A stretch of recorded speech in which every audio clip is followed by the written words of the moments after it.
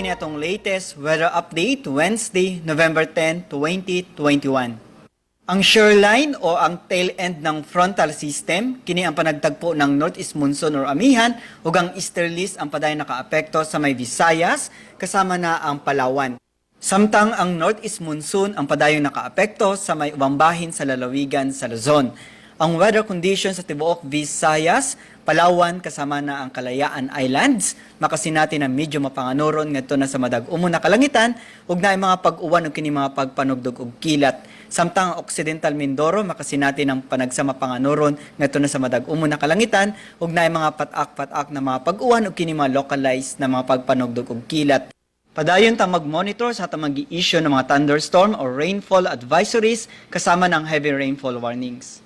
Ug para sa atong mga dugang detalye, bisitaha atong mga official social media accounts. Kini si Jomer Clarino gikan diri sa Mactan, paga sa Visayas, DOST, maayong adlaw.